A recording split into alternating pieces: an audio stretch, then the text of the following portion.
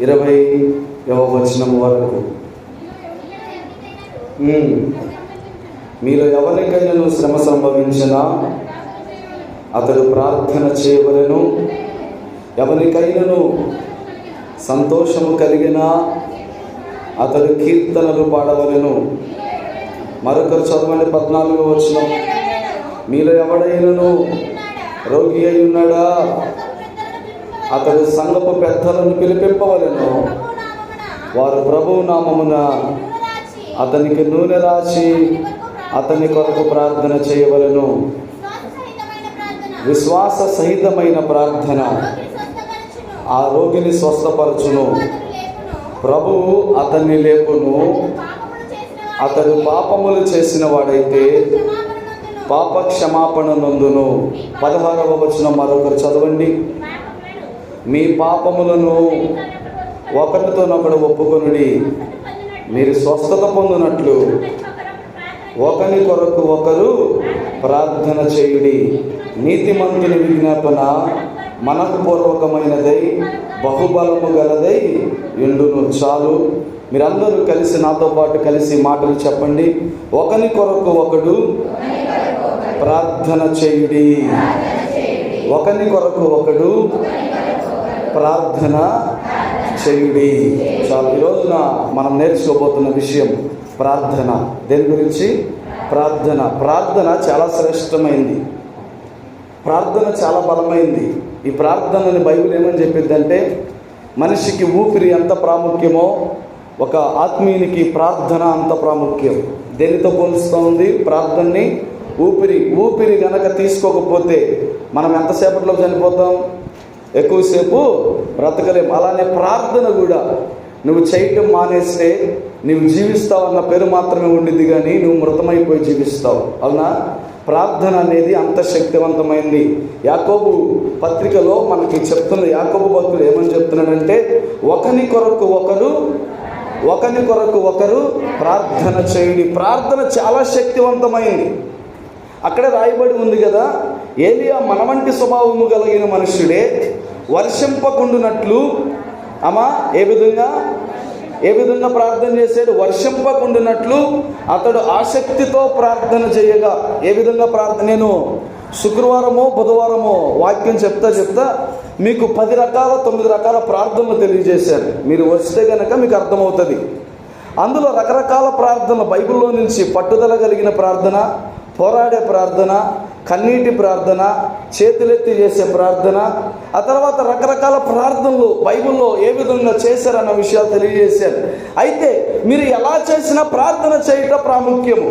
అయితే ఏలియా ఏ విధంగా ప్రార్థన చేశాడంటే, ఏలియా మనలాంటి స్వభావం కలిగిన మనుష్యుడే, కానీ ఆసక్తితో వర్షము కురవద్దు అని ప్రార్థించగా వర్షము కురవకుండా ఆగిపోయింది.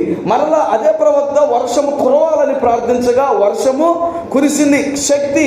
ఎలా వర్షము ఆగింది, ఎలా వర్షము కురిసిందంటే ప్రార్థన. ఏంటది? అందరూ చెప్పాలి. ఏంటది? ప్రార్థన. నీకు సమస్య వచ్చిందా? ప్రార్థన చేయి. నీకు ఇబ్బంది వచ్చిందా? ప్రార్థన చేయి. ఈ ప్రార్థన విశ్వాసకి ఊపిరిలాగా ఉండాలి. నువ్వు ఏ విధంగా అయితే గాలి పీల్చుకోగలుగుతున్నావో అంత తేలికగా నువ్వు ప్రార్థనలోకి వెళ్ళిపోవాలి. కానీ ఈ రోజుల్లో ఉన్నటువంటి దౌర్భాగ్యం, ఈ రోజుల్లో ఉన్నటువంటి దరిద్రం ఏంటంటే, మనం అన్ని చేస్తున్నాం కానీ, అన్నిటికీ ముందుకెళ్తున్నాం కానీ, ప్రార్థన అనేసరికి మన మోకాళ్ళు వంగని స్థితిలోకి మనం వచ్చేసాం. ప్రార్థన అనేసరికి కేవలం 5 నిమిషాలు, ప్రార్థన అనేసరికి కేవలం 10 నిమిషాలు. నా ప్రియ సహోదరి, నువ్వు ప్రార్థించకపోతే నీకు ఊపిరి అందదు. అంతేనా? ప్రార్థించకపోతే నీకేమందదు?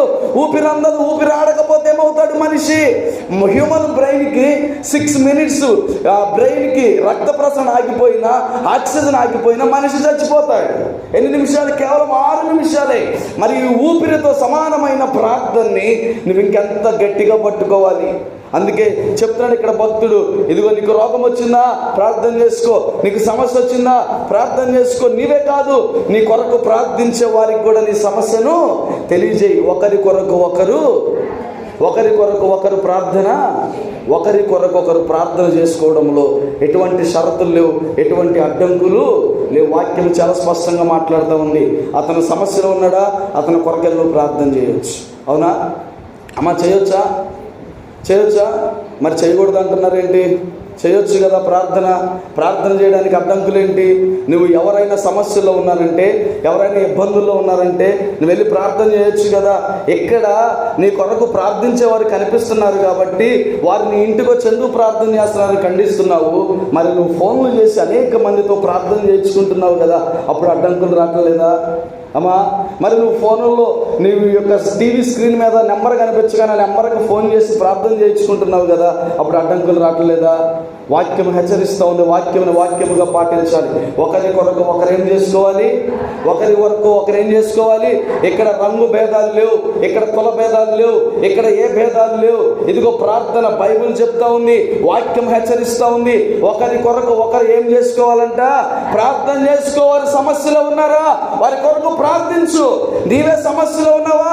ప్రార్థించే వారిని పిలిపించుకో, ప్రార్థన చేయించుకో. ప్రార్థన ఏం చేసిద్దంటే, ప్రార్థన పరిస్థితులను ఏలియా ప్రార్థించగా వర్షం ఆగిపోయింది, అదే ఏలియా ప్రార్థించగా వర్షము మళ్ళా కురిసింది.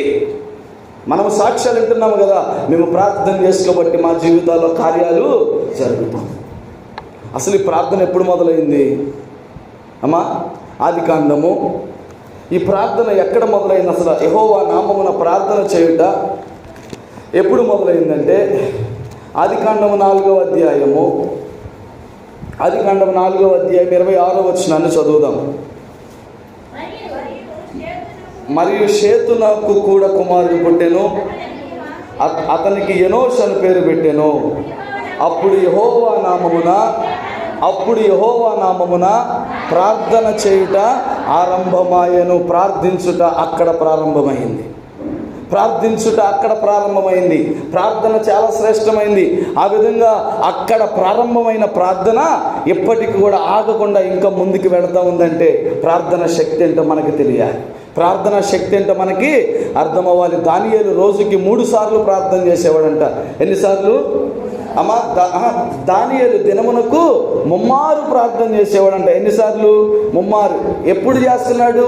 ఇటు శాసనము సంతకము చేయబడినదని తెలిసి కూడా, ఏ శాసనము? ప్రార్థన చేయకూడదు అన్న శాసనము, ఆ శాసనము ఏర్పరచబడిందని తెలిసి కూడా దేవాలయము తట్టు తన కిటికీ తలుపులు తెరచుకొని బిగ్గరగా ప్రార్థిస్తున్నాడంట. ఎన్నిసార్లు? ప్రార్థించుటకు వెనకాల దానియేలు సింహపు బోనులోకి వెళ్ళిన సింహాలు అతను ఏమీ చేయలేకపోయినాయి. తర్వాత దావీదు ఎన్నిసార్లు ప్రార్థిస్తున్నాడంట రోజుకి అమ్మా? 7 మార్లు. కీర్తన 119వ కీర్తన 164వ వచనం.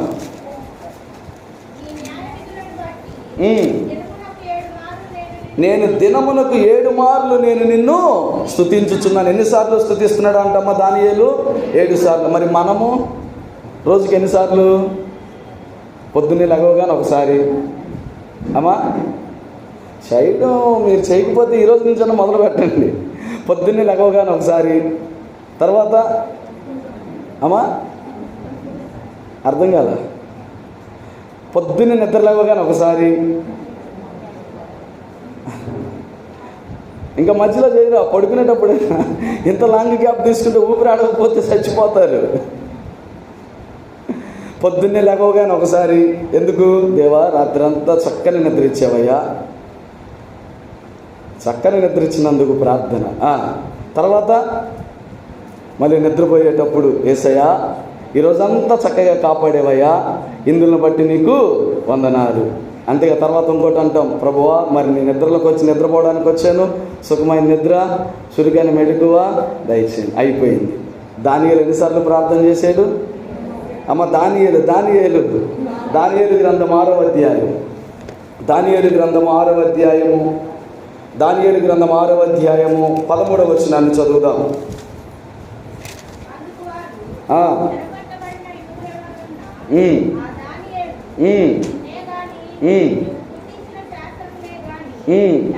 లక్ష్య పెట్టక అనుదినము 3 మారు ప్రార్థన చేయించు వచ్చాను. ఎన్నిసార్లు అమ్మ? ఎన్నిసార్లు?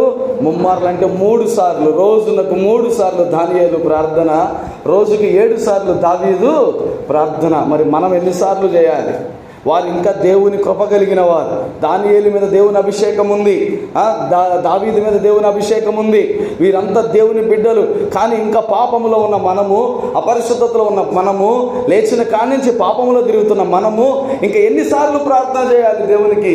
నిత్యము స్తుతించిన మనము దేవుని రుణము తీర్చలేం. నిత్యము ప్రార్థన చేసిన దేవుని రుణము మనము తీర్చలేం. అందుకే వాక్యం చెప్తా ఉంది, యాకోబు పత్రిక ఈరోజు మనతో మాట్లాడుతూ ఉంది, ఒకరి కొరకు ఒకరు ఏం చేయాలంట? నువ్వు భలే చెప్పేవులే, నా కొరకు చేసుకోవడానికి నాకు సమయం లేదు, నేను ఇంకోళ్ళ కొరకు చేయడమా? వాక్యం చెప్తా ఉంది, ప్రియ సహోదరి, నీ కొరకు చేసుకోవాలి. ఒకరి కొరకు ఒకరు. సంఘములో ఉన్న మనము, ఇదిగో గ్రామములో ఉన్న మనము, మనం ఒక గ్రామ బిడ్డలము కాబట్టి, మనము సంఘ బిడ్డలము కాబట్టి ఒకరి కొరకు ఒకరు ఏం చేసుకోవాలి? ప్రార్థన చేసుకోవాలి. ప్రార్థనే చెయ్యాలి, ఇంకా నువ్వేమి చేయకూడదు. ప్రార్థనే చెయ్యాలి, ఇంకా నువ్వేమి చేయకూడదు. కానీ మనం ఏం చేస్తామంటే ప్రార్థన ఒక్కటే చేయము కానీ మిగిలిన అన్ని కూడా చేస్తున్నాం. నా ప్రియ సహోదరి సహోదరులరా, ఒకరి కొరకు ఒకరు ఏం చేయాలంట? అమ్మ, ఒకరి కొరకు ఒకరు ప్రార్థన చేయుడి, ప్రార్థన చేయుడి. సరే, మంచిది.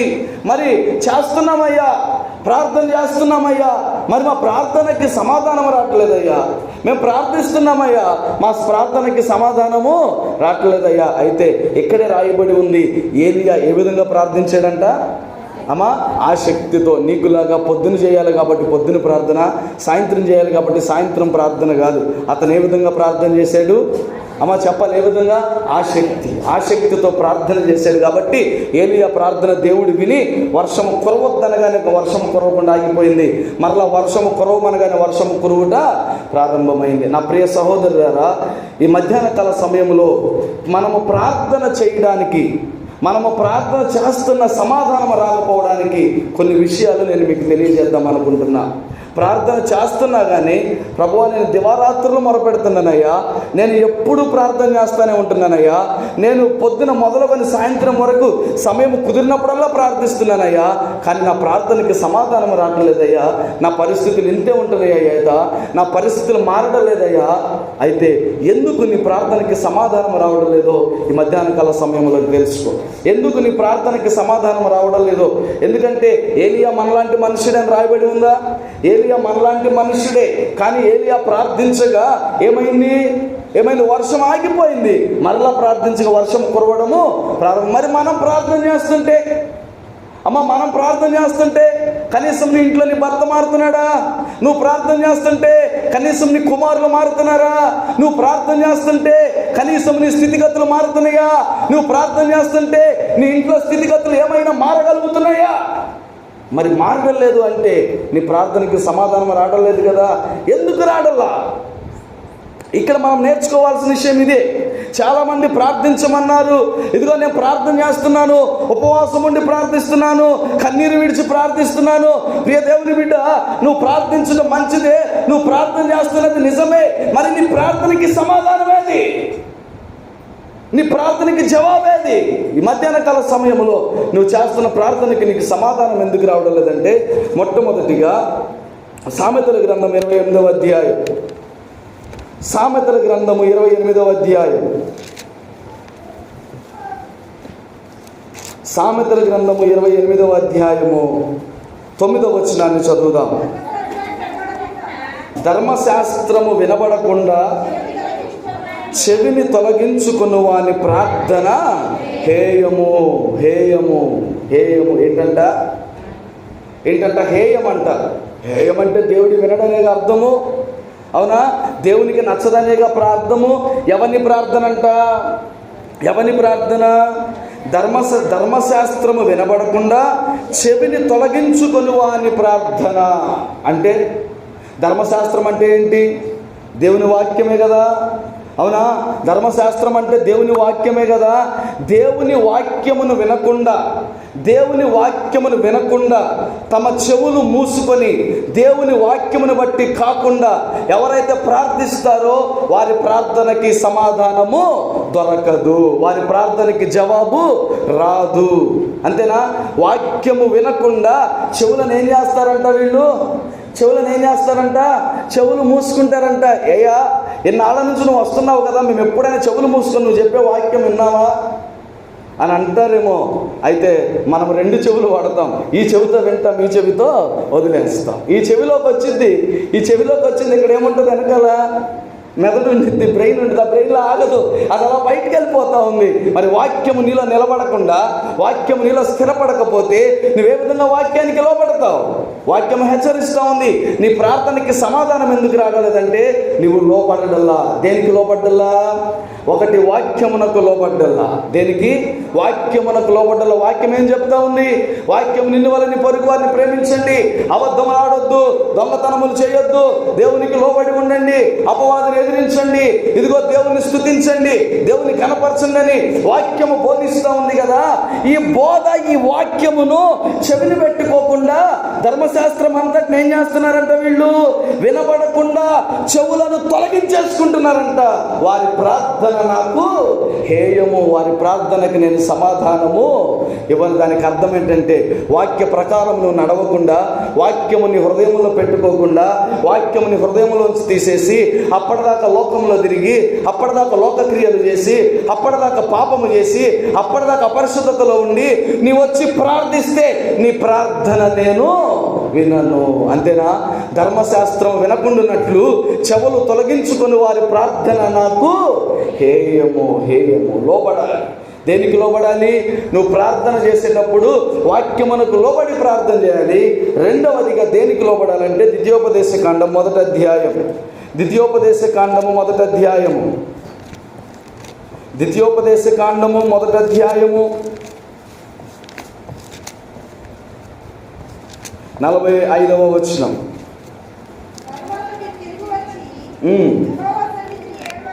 తర్వాత మేము తిరిగి వచ్చి యెహోవా సన్నిధిని ఏడవగా యెహోవా మీ మొరను లక్ష్య పెట్టలేదు, మీ మాట వినలేదు. ఎందుకు వినలేదు? వీరు మొరపెట్టారంట, దేవుని సన్నిధిలోకి వచ్చి మొరపెట్టారంట. దేవుని సన్నిధిలోకి వచ్చి మొరపెట్టినా వారి మొరను దేవుడు వినలేదంట. వారి మొరను యెహోవా లక్ష్యం ఉంచలేదు. ఎందుకు లక్ష్యం ఉంచలేదంటే వారు దేవుని మాటకు లోబడలా. అదంతా మీరు చదువుకుంటే పైకి మీకు అర్థమవుతుంది. దేవుని మాటకు లోబడకుండా వారు ఇష్టం వచ్చినట్లుగా తిరిగి, వారు ఇష్టం వచ్చినట్లుగా చేసి ఇప్పుడు దేవుని మందిరానికి వచ్చి ఏమంటున్నారు? ఏడుస్తున్నారంట, మొరపెడుతున్నారంట. అవునా? మరి హృదయంలో ఏముంది? అమ్మ, హృదయంలో ఏముంది? లోబడని తనం ఉంది. హృదయంలో లోబడుట లేదు. హృదయంలో దేవుని మాటకు లోబడుట లేదు. దేవుని వాక్యమునకు లోబడుట లేదు. దేవునికి లోబడుట లేదు. వాక్యమునకు లోబడకుండా, దేవునికి లోబడకుండా నువ్వు ప్రార్థన చేస్తే ఆ ప్రార్థనకు సమాధానము నీకు వచ్చిందా? అమ్మ, వచ్చిద్దా? రాదు. వాక్యం అదే చెప్తా ఉంది. ధర్మశాస్త్రం వినకుండానట్లు నీ చెవులు తొలగించుకుంటే వారి ప్రార్థన నేను వినను. వాక్యమును వినకుండా, వాక్యమునకు లోబడకుండా, వాక్యము హృదయములోకి రావాలంటే ముందు నీ చెవులు వినాలి కదా. వాక్యము నీ హృదయంలో చేరాలంటే ముందు నీ చెవులు వినాలి కదా. చెవులనే తీసేసుకుంటున్నారంట. వాక్యము వింటే పాపాన్ని విడిచిపెట్టాలి. వాక్యమును వింటే ఇదిగో వాక్యమేమో మన పాపము చేయనీయకుండా చేసిద్ది. వాక్యమేమో మనము లోకములో బ్రతకనీయకుండా చేసింది. మనమేమో లోకములో బతకాలని ఆశ, పాపము చేయాలని ఆశ. పాపముగానే ఉండాలి, నీ క్రియలు లోకములోనే ఉండాలి. కానీ దేవుడు మాత్రం నీ మీద కృప కుమ్మరించాలి. అంతే కదా? అంతేనా? నీ పాపం మాత్రం మానవు, నీలో ఉన్న పాపాన్ని మాత్రం వదిలిపెట్టవు, నీలో ఉన్న అతిక్రమాన్ని మాత్రం వదిలిపెట్టవు. కానీ దేవుడు మాత్రం నీ మీద ఏం కుమ్మరించాలి? ఎలా? వాక్యము చెప్తా ఉంది. వాక్యం చాలా స్పష్టంగా మాట్లాడుతుంది నీతో. ఇదిగో ధర్మశాస్త్రం విననేరక ఉండినట్లు నీ చెవులు తొలగించేసుకొని ప్రార్థన చేస్తే ఆ ప్రార్థన నేను వినను. ఎందుకు? ఏలియా ప్రార్థన విన్నాడు. ఇదిగో మోషే ప్రార్థన విన్నాడు. యెహోషువ ప్రార్థన విన్నాడు. యెహోషువ ప్రార్థించగా సూర్యుడు ఆగిపోయాడు, చంద్రుడు ఆగిపోయాడు. ఏలియా ప్రార్థించగా వర్షం ఆగిపోయింది, వర్షం కురిసింది. మరి వారు మనలాంటి మనుష్య స్వభావము కలిగిన వారే కదా. మరి మన ప్రార్థన దేవుడికి వింటలేదు. ఎందుకంటే వారు దేవునికి లోబడ్డారు, వారి వాక్యమునకు లోబడ్డారు. అందుకే వారు ప్రార్థించగా సూర్యుడు ఆగిపోయాడు, చంద్రుడు ఆగిపోయాడు. వారు ప్రార్థించగా వర్షం కురవడం ఆగిపోయింది. వారు ప్రార్థించగా వర్షం కురవడము ప్రారంభమైంది. నీ ప్రార్థన కూడా అంత శక్తి కలిగిన ప్రార్థన ఉండాలని ఇష్టపడుతున్నావా? నీ ప్రార్థన కూడా అంత శక్తి కలిగిన ప్రార్థన ఉండాలని ఇష్టపడుతున్నావా? ఈరోజు దేవునికి లోబడు. లోబడుతున్నావు, కానీ ఎక్కడో లోపం ఉంది. వింటున్నావు, వినుట మట్టికే వింటున్నావు, కానీ తన సహజ ముఖమును అద్దములో చూసుకున్నట్లుగానే ఉంటుంది, కానీ నీ ముఖము పరిశుద్ధంగా మారడల్లా. ఎందుకంటే వాక్యమును విని విడిచిపెట్టేస్తున్నావు, వాక్యమును విని వదిలిపెట్టేస్తున్నావు, వాక్యమును విని నీ హృదయంలో ఉంచుకోవడల్లా, వాక్యమును విని వాక్య ప్రకారముగా నీ జీవితమును ముందుకు తీసుకెళ్ళడల్లా. అందుకే ఏమవుతా ఉంది? అందుకే దేవుడు మన ప్రార్థనకి సమాధానము ఇవ్వడల్లా. మాట్లాడుతున్నాడా దేవుడు మీతో? అమ్మా, దేవుడు మాట్లాడతాడు. దేవుడు ప్రతి ఒక్కరితో మాట్లాడతాడు. ఎందుకంటే మన దేవుడు జీవము కలిగిన దేవుడు. అందరం ఒకసారి దేవునికి స్తుతులు చెప్తాం. మన దేవుడు జీవము కలిగిన దేవుడు. అబ్రహాముతో మాట్లాడిన దేవుడు, ఇస్సాకు యాకోబులతో మాట్లాడిన దేవుడు ఇదిగో ఈ రోజున మనతో కూడా మాట్లాడతాడు. మన ప్రార్థనకు కూడా సమాధానం ఇస్తాడు. అయితే నువ్వు ప్రార్థన చేసేటప్పుడు నీలో ఏముండాలి? లోబడుట ఉండాలి. ఏముండాలి? చెప్పాలి. లోబడాలి. దేనికి లోబడాలి? వాక్యమునకు లోబడాలి. రెండవదిగా దేవునికి లోబడాలి. వాక్యమునకు లోబడకుండా ప్రార్థిస్తే నీ ప్రార్థనకి సమాధానము రాదు. దేవునికి లోబడకుండా ప్రార్థిస్తే నీ ప్రార్థనకి సమాధానము రాదు. ఒకటి, మన ప్రార్థనకి ఎందుకు సమాధానం రావడం లేదంటే మనము దేవునికి లోబడకుండా ప్రార్థిస్తున్నాం. ఏ విధంగా? వాక్యమునకు లోబడకుండా ప్రార్థిస్తున్నాం, దేవునికి లోబడకుండా ప్రార్థిస్తున్నాం. అందుకే మన ప్రార్థనకి సమాధానం రాలేదు. ద్వితీయోపదేశకాండంలో అదే రాయబడి ఉంది.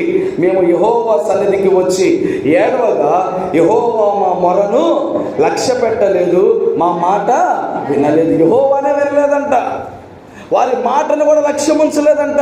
కనీసం నీ వైపు చూడను కూడా చూడడు. నువ్వు లోబడకపోతే, ఒకటి లోబడకపోతే ప్రార్థనకి జవాబు రాదు. రెండవ విషయాన్ని చూపిస్తాను. 66వ కీర్తన. అందరూ మీ దగ్గర ఉన్న పరిశుద్ధ గ్రంథములను ఓపెన్ చేయాలి. 66వ కీర్తన 18వ వచనం.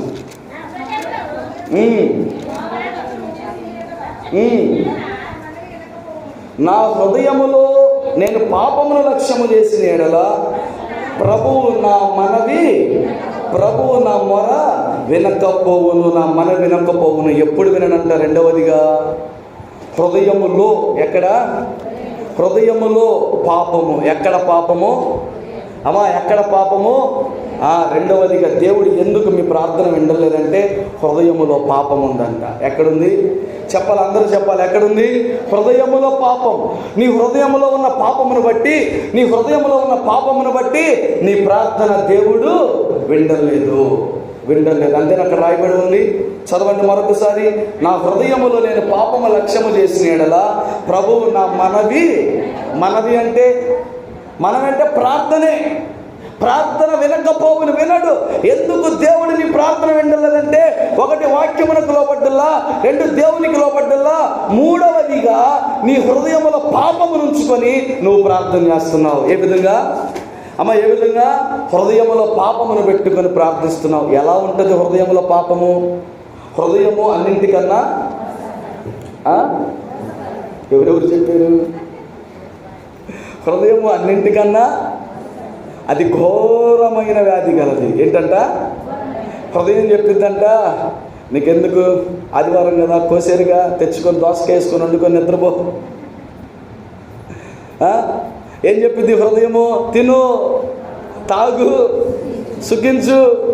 ఆ తర్వాత ఏముంది? నిద్రించు, శాశ్వతంగా అగ్నిలో కాలిపో. అంతేనా? హృదయము అన్నింటికన్నా ఘోరమైనది, అది మోసకరమైన వ్యాధి కలిగింది. ఈ హృదయములో పాపం ఉంచుకొని, నీ హృదయములో ద్వేషం ఉంచుకొని, నీ హృదయములో పగుంచుకొని, నీ హృదయములో అపవిత్రత ఉంచుకొని, నీ హృదయములో ద్వేషమును పెట్టుకొని, ప్రభువా నా ప్రార్థన వినయ్యా, ప్రభువా నా ప్రార్థన ఆలకించయ్యా, ప్రభువా నేను రోగినై పడున్నానయ్యా అనిపించాలని రోగానికి కారణం నువ్వు చేసిన పాపమేరా. అర్థమవుతుందా? నువ్వు చేసిన పాపమే నిన్ను రోగిష్టివానిగా చేస్తూ ఉంది. నీ పాపము వల్ల. పోయిన శుక్రవారం మేము వాక్యం వింటే అర్థమవుతుంది. పోయిన శుక్రవారం దేని గురించి తెలుసుకున్నాం అమ్మా? దేని గురించి? నలిగిపోయిన వారి గురించి. ఆయన నలిగిన రెల్లుని విరవడు మకమకలాడుతున్న నిప్పుని ఆర్పడు నలిగే దాని మీద వాక్యం చెప్పాను. నలిగిన వారిని మనుషులైతే విరిచేస్తారు, నలిగిపోయిన రెల్లుని మనుషులైతే విరిచేస్తారు. కానీ ఎందుకు నలిగిపోతున్నాడంటే అతనిలో ఉన్న కోపం, అతనిలో ఉన్న పాపం, అతనిలో ఉన్న ద్వేషం, అతనిలో ఉన్న పగ, అతనిలో ఉన్న అపవిత్రత వలన అతడు నలిగిపోతున్నాడు. దేనివల్ల? అతను చేసుకున్న దానిని బట్టే అతడు నలిగిపోతాడు. నీ హృదయం కూడా అంతే. నీ హృదయంలో పాపం పెట్టుకొని, నీ హృదయంలో ద్వేషం పెట్టుకొని, నీ హృదయంలో పగ పెట్టుకొని, ఇదిగో భార్య మీద భర్తకి పగ, భర్త మీద భార్యకి పగ, ఇదిగో ఇంటి పక్క వారి మీద పగ, ఇంటి ముందు వారి మీద పగ, ద్వేషము పెట్టుకొని నువ్వు ప్రార్థిస్తే నీ ప్రార్థనకి ఏ విధంగా సమాధానం వచ్చింది?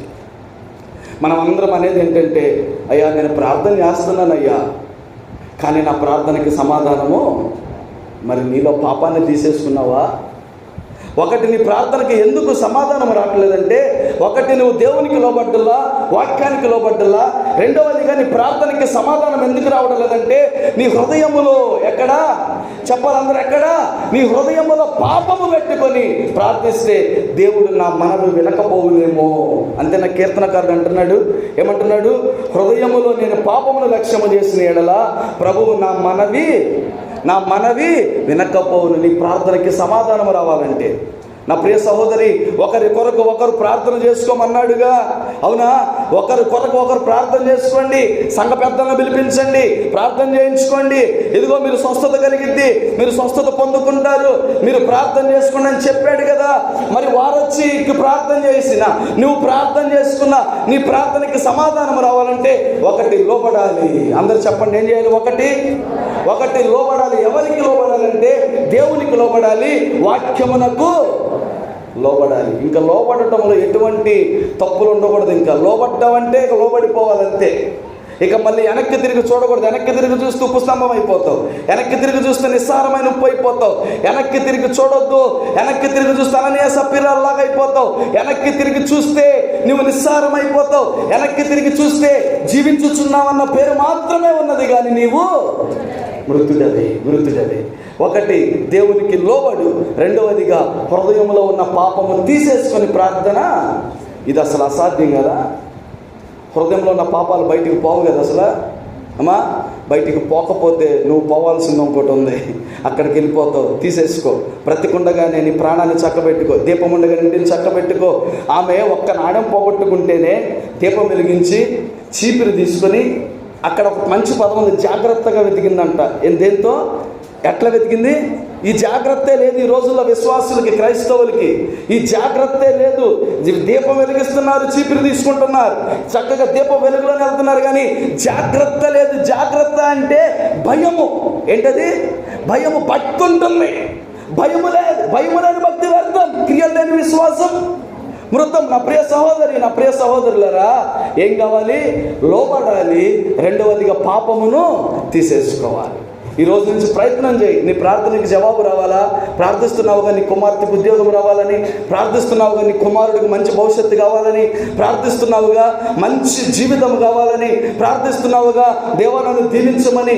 ఇక్కడ నేను చెప్తున్న విషయాలు నీ హృదయంలో పెట్టుకొని దేవునికి లోబడి ప్రార్థన చేయి, వాక్యములకు లోబడి ప్రార్థన చేయి, నీ హృదయంలో పాపము తీసేసుకొని ప్రార్థన చేయి. ఖచ్చితంగా దేవుడు నీతో మాట్లాడతాడు, ఖచ్చితంగా దేవుడు నీకు సమాధానం ఇస్తాడు. నా ప్రియ సహోదరి, ఒకరి కొరకు ఒకరు ఏం చేయాలంట? ప్రార్థన చేయాలి. ఆ ప్రార్థనకి జవాబు రావాలంటే ఒకటి, లోబడాలి. ఎవరికి లోబడాలి? దేవునికి లోబడి ఉండి అపవాదిని ఎదిరించడమ్మో. వాడిని ఎదిరిస్తే నా కుటుంబాన్ని కూల్చేస్తాడేమో. దేవుడికి భయపడ్డలు అపవాదికి భయపడుతున్నారు, దేవునికి భయపడ్డలు అపవాదికి భయపడుతున్నారు. భయపడాలి, లోబడాలి, దేవునికి లోబడాలి, వాక్యమునకు లోబడాలి. మూడవదిగా దేనికి? పాపమును తీసేసుకొని ప్రార్థన చేయాలి. అంటే అంతరంగ పాపమును తొలగించుకొని ప్రార్థన చేయాలి. మూడో విషయాన్ని తెలియజేస్తాను. మూడో విషయం ఒకటి, లోబడి ప్రార్థించాలి. రెండవదిగా అంతరంగములు అంటే హృదయంలో ఉన్న పాపము తీసేసుకొని ప్రార్థించాలి. మూడవదిగా అక్రమము తీసేసుకొని ప్రార్థన చేయాలంట. ఏంటది? అక్రమము అంటే క్రమము కానిదే అక్రమము తీసేసుకొని ప్రార్థన చేయాలి. అక్రమం ఏదన్నా ఉందా మనలో? అమ్మా, అక్రమము ఉన్నట్లయితే క్రమము లేనిది నీలో ఉన్నట్లయితే అది తీసేసుకొని ప్రార్థన చేయి, అప్పుడు నీ ప్రార్థన అంటాడు. ఒకటి, లోబడు, వాక్యమునకు దేవునికి లోబడి ప్రార్థన చేయి. రెండవదిగా నీ హృదయంలో ఉన్న పాపము తీసేసుకొని ప్రార్థన చేయి. మూడవదిగా ఏం చేయాలి? మూడవదిగా క్రమములో ఉండి ప్రార్థన చేయాలంటే మనలో ఉన్న అక్రమము ఏం చేసుకోవాలి? అక్రమము అంటే నేను చెప్తున్నాను, ఒకటి పాపము. ఏంటది అక్రమము అంటే? పాపము. ఖచ్చితంగా అక్రమము అంటే పాపమే. ఏంటది అక్రమము అంటే? పాపమే. నువ్వు చేస్తున్న పాపం అక్రమం. క్రమం ఏంటంటే పాపము చేయకుండా ఉండటం క్రమం, పాపము చేయుట అక్రమం. అక్రమములోని ఉండి ప్రార్థన చేస్తే నీ ప్రార్థనకి సమాధానం రాదు. యెషయా గ్రంథము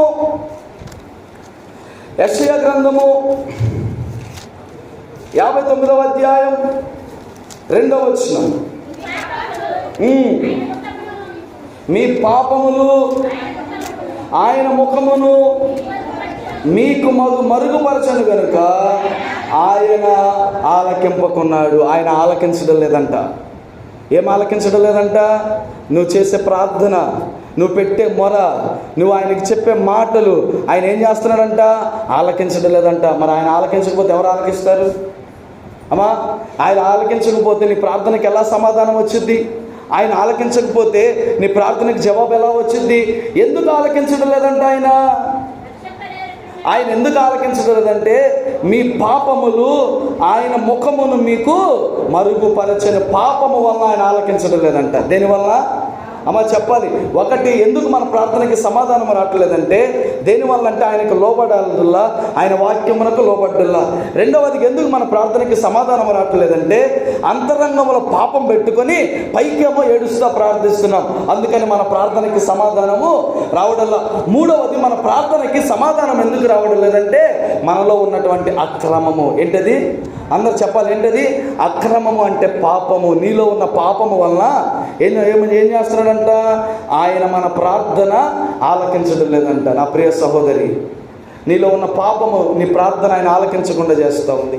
ఎన్నో సంవత్సరాల నుంచి మొరపెడుతున్నావు కదా, ఎన్నో సంవత్సరాల నుంచి ప్రార్థిస్తున్నావు కదా, నీ పాపము తీసేసుకొని ప్రార్థన చేయి. అవునా? ఎలా ప్రార్థన చేయాలి? అమ్మ చెప్పండి, ఎలా ప్రార్థన చేయాలి? పాపమును తీసేసుకొని, అక్రమము లేకుండా క్రమముగా ప్రార్థించాలి. ఒకటి, లోబడి ప్రార్థించు. రెండవదిగా అంతరంగంలో ఉన్న పాపము తీసేసుకొని ప్రార్థించు. మూడవదిగా నీలో ఉన్న పాపము సమస్తమును, ఇంకా అక్రమం అంటే దుర్మార్గత. మీకా గ్రంథము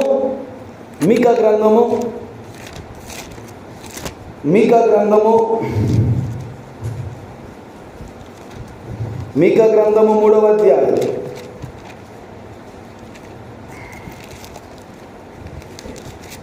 4వ వచనం. వారు దుర్మార్గతను అనుసరించి నడుచుకొనుచున్నారు గనుక వారు యెహోవాకు మొరపెట్టినను ఆయన వారి మనవి అంగీకరింపక ఆ కాలమందు వారికి కనబడకుండా తన్ను మరుగు చేసుకొనును. ఆయన మనవి వినడంట. అంతేనా? ఎందుకు వింటలా ఆయన? అమ్మ ఎందుకు వింటలా? వారు దుర్మార్గతను అనుసరించి నడుచుకుంటున్నారంట. దేన్ని అనుసరించి? ఇదొక పెద్ద సబ్జెక్ట్. మళ్ళీ దుర్మార్గత అనేది దేన్ని అనుసరించి? దుర్మార్గం. ఏంటది? దుర్మార్గులు ఎక్కువైపోయారు. దుర్మార్గం చేసేవాళ్ళు ఎక్కువైపోయారు. ఇదిగో నువ్వు దుర్మార్గంగా ఉన్నావు కాబట్టి, ఇదిగో నీలో ఉన్నదంతా మంచి మార్గము కాదు కాబట్టి, నువ్వు ఒక దుర్మార్గుడిగా ఉన్నావు కాబట్టి నీ ప్రార్థన నేను ఆలకించడం లేదు. మొరపెడుతున్నారంట. దుర్మార్గులు కూడా మొరపెడుతున్నారు, పాపము చేసేవారు కూడా మొరపెడుతున్నారు, ఆయనకు లోబడిన వారు కూడా మొరపెడుతున్నారు, వాక్యమునకు లోబడిన వారు కూడా మొరపెడుతున్నారు. కానీ వారి ప్రార్థనకి ఏమవుతుంది? వారి ప్రార్థనకి సమాధానము వస్తుందా? అమ్మ వస్తుందా? రావడాలు. ఎక్కడ కూడా దుర్మార్గతను అనుసరించి నడుచుకుంటున్నారు కాబట్టి యెహోవా వారి మొరకు చెవి ఒక్కడలేదు, వారి మొరకి సమాధానము ఇవ్వడల. నా ప్రియ దేవుని బిడ్డ, నీ ప్రార్థనకి సమాధానం ఎందుకు రావడలేదంటే ఒకటి, నీ వాక్యానికి దేవునికి లోబడ్డల్లా. రెండవదిగా హృదయంలో పాపం పెట్టుకుంటున్నావు, పాపము తీసేసుకోకుండా ప్రార్థన చేస్తున్నావు. మూడవదిగా దుర్మార్గతను నీలో ఉంచుకొని, అక్రమము నీలో ఉంచుకొని ప్రార్థిస్తున్నావు కాబట్టి నీ ప్రార్థనకి సమాధానము రావడంలా. నాలుగవదిగా నీ ప్రార్థనకి సమాధానం ఎందుకు రావడం లేదంటే జకర్యా గ్రంథము 7వ అధ్యాయం 13వ వచనాన్ని చదువుదాం. ఆ, ఆ, ఆ. నేను పిలిచినప్పుడు వారు ఆలకింపకపోయిరి గనుక వారు పిలిచినప్పుడు నేను ఆలకించను. దేవుడు పిలిచినప్పుడు అంట వారు ఆలకించలేదంట. ఎవరి మాట? దేవుని మాట. అంటే పిలిచిన పలకనుండి ఏమంటాడు? అమ్మా, పిలిచిన పలకకపోతే, ఎన్నిసార్లు చెప్పిన వినకపోతే వాడిని బైబిల్ భాషలో ఏమంటారంటే మూర్ఖుడు అంటారు. అవునా? మీ లోక భాషలో చెప్పాలంటే మోనార్క్ అంటారు. ఏమంటారు? మూర్ఖుడు అంటారు బైబిల్ భాషలో. ఈ మూర్ఖుడు ఎంత పిలిచినా ఆలకించడు. నీలో ఉన్న మూర్ఖత్వం ఏంటది?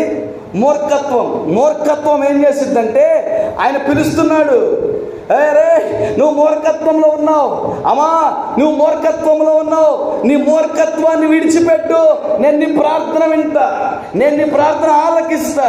కానీ ఈ మూర్ఖుడు ఏం చేస్తాడు? నేను ఎవరి మాట వినంటాడు. అదేనా అనేది? ఏమంటాడు? నేను ఎవరి మాట విననంటాడు మూర్ఖుడు.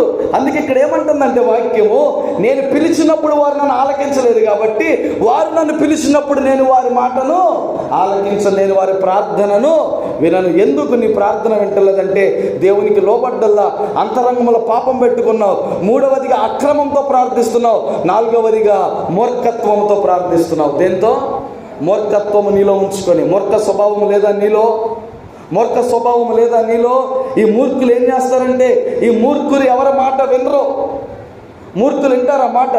మూర్ఖులు మాట వినరు, మూర్ఖులు లోబడరు, మూర్ఖులు కనీసము అసలు ఏం చెప్తున్నారన్న విషయాన్ని కూడా వారి చెవినికి కూడా పెట్టుకోరు. అందుకే ఆ మూర్ఖ స్వభావంతో ఉండి ప్రార్థన చేసే వారి ప్రార్థన నేను వినను అంటున్నాడు. అంతా అక్కడ రాయబడి ఉంది, వారు నా మాట ఆలకించలేదు కాబట్టి వారు నన్ను పిలిచేటప్పుడు నేను వారి మాటను ఆలకించను. అంటే మూర్ఖత్వంలో ఉన్నవాడే దేవుని మాటను విన్నాడు. వింటున్నావా? దేవుని మాటను ఆలకిస్తున్నావా? ఇప్పటి వరకు అనేక విషయాలు మీకు బోధించాడు కదా దేవుడు పరిశుద్ధాత్మ ద్వారా. దేవుడు మీకు ఎన్నో విషయాలు తెలియజేశాడు కదా.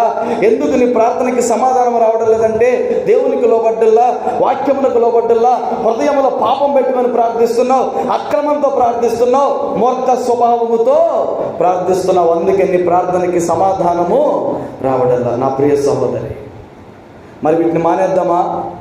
వీటిని మానేస్తే కనుక ఖచ్చితంగా నీ ప్రార్థనకి సమాధానం వచ్చింది.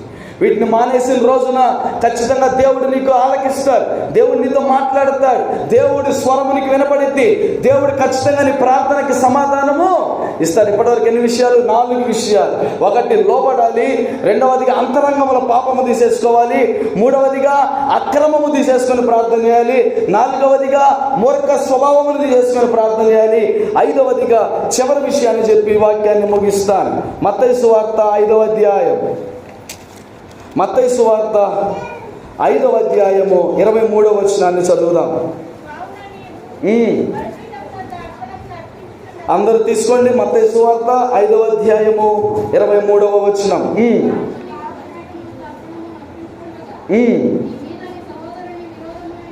నీ మీద నీ సహోదరునికి విరోధమేమైనను కలదని అక్కడ నీకు జ్ఞాపకం వచ్చిన ఎడల అక్కడ బలిపీఠము ఎదుటనే నీ అర్పణను విడిచిపెట్టి మొదట వెళ్ళి నీ సహోదరునితో సమాధానపడుము, అటు తర్వాత వచ్చి నీ అర్పణ అర్పించుము. ఏం చేయాలంట? నీ సహోదరుని మీద నీకు ఏదైనా ఏముందంట, నీ సహోదరుని మీద నీకు ఏదైనా కలదని, నీకు విరోధం ఏమైనా కలదని నీకు జ్ఞాపకం వచ్చిన ఎడల ముందు నీ బలిని ఆపేసే, ముందు నీ అర్పణ ఆపేసే, వెళ్ళి నీ సహోదరులతో సమాధానపడు. అంటే చివరిగా మన ప్రార్థనకి సమాధానం రావాలంటే ఎవరి మీద అయితే నీకు విరోధం ఉందో, ఏంటది చెప్పాలి. ఎవరి మీద అయితే నీకు విరోధం ఉందో, ఎవరినైతే నువ్వు శత్రువులుగా భావిస్తున్నావో, ఎవరినైతే నువ్వు విరోధులుగా భావిస్తున్నావో వారితో నువ్వు సమాధాన పడాలి. అంతేనా చెప్తా ఉంది? వారితో సమాధాన పడకుండా నీవు అర్పణ అర్పిస్తే నీ అర్పణను నేను స్వీకరించను. మనం ప్రార్థిస్తాం కదా, పరలోక ప్రార్థన చేసేటప్పుడు ఏమని ప్రార్థన చేస్తాం? ఏమని? మా రుణస్థులను చెప్పండి, మా రుణస్తులను మేము క్షమించి ఉన్న ప్రకారం మా రుణములను, మన రుణములు ఎప్పుడు క్షమిస్తాడు? మన రుణస్తుల్ని మనము క్షమించినప్పుడు. నీ ప్రార్థనకి సమాధానం రావాలంటే నా ప్రియ సహోదరి, ఎవరి మీదైతే నీకు విరోధం ఉందో, ఎవరి మీదైతే నీకు కోపం ఉందో, ఎవరి మీదైతే నీకు శత్రుత్వం ఉందో, వారితో సమాధాన పడకుండా, వారికి మీద నీకు ఉన్న విరోధము తీసేసుకోకుండా నువ్వు ప్రార్థిస్తే నీ ప్రార్థనకి సమాధానము రాదు రాదు రాదు. నీ హృదయంలో విరోధం పెట్టుకొని, వారి మీద నీ హృదయంలో పాపం పెట్టుకొని, వారి మీద నీ హృదయంలో కోపం పెట్టుకొని, వారి మీద నీ హృదయంలో శత్రుత్వాన్ని పెట్టుకొని నువ్వు ప్రార్థన చేస్తే నీ ప్రార్థనకి సమాధానము రాదు రాదు. నా ప్రియ సహోదరి, మరి ప్రార్థనకి సమాధానం రావాలంటే ఏం చేయాలి? అమ్మా, ఏం చేయాలి? నీ ప్రార్థనకి సమాధానం రావాలంటే వాక్యమునకు లోబడు, దేవునికి లోబడు. మూడవదిగా నీ హృదయంలో ఉన్న పాపాన్ని తీసేసుకో. నాలుగవదిగా అక్రమాన్ని తీసేసుకో.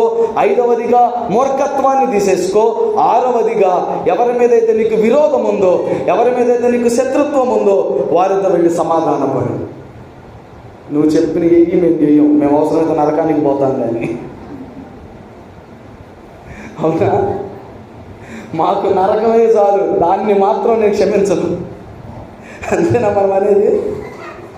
చాలామంది అంటూ నేను విన్నా, నాకు నరకం వచ్చినా చాలు, నేను నిత్యము నరకంలో కాలిపోయినా నాకు ఇష్టమే, కానీ దాంతో నేను మాట్లాడను, ఆడితో నేను మాట్లాడను అంటారా అనరా?